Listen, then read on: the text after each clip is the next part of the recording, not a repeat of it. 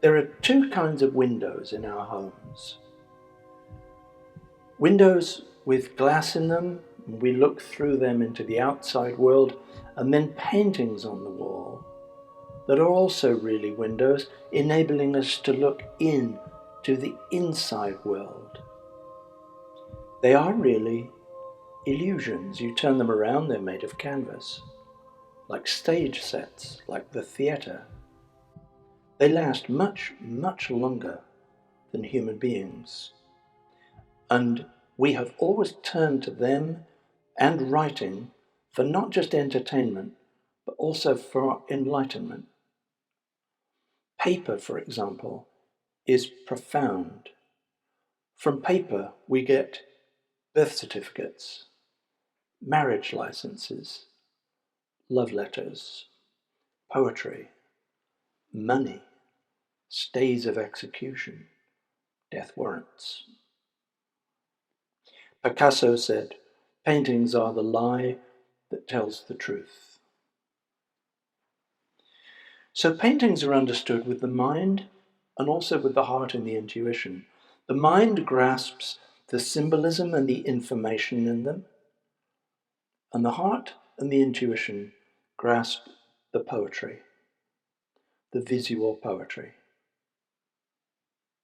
BLESSURE has an interesting organization that I would describe as resolute. And when you look at it from the working drawing through to the painting, and then you lay Pythagoras' matrix of harmony over it, you discover that there's a kind of structure across underneath it, giving it a very vertical and horizontal, resolute quality. The figure, the pose, is like a kind of demonstration, as if the character is saying, look at this, showing things to us. The mouth is covered and the eyes just watch. The skin is the skin of someone that has lived.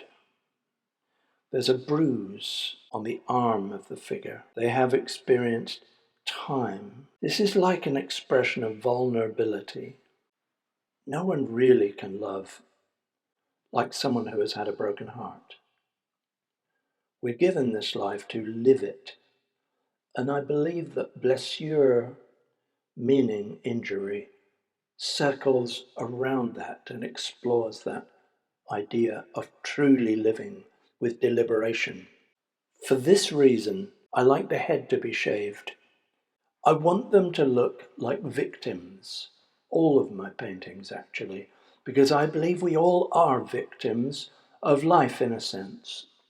Also, the red hair is useful from the point of view of giving me a color that can work with the family of colors in the painting, on the one hand, and on the other hand, red hair, of course, is associated with people that have heightened emotion, and that is what I want. The lemons are the sourest fruit, an essential color once again, but also apparently a symbol of healing on the heart. The House of Cards is always about fragility, isn't it? Sometimes you talk about someone and say that their plans are like a house of cards, or it went down like a house of cards.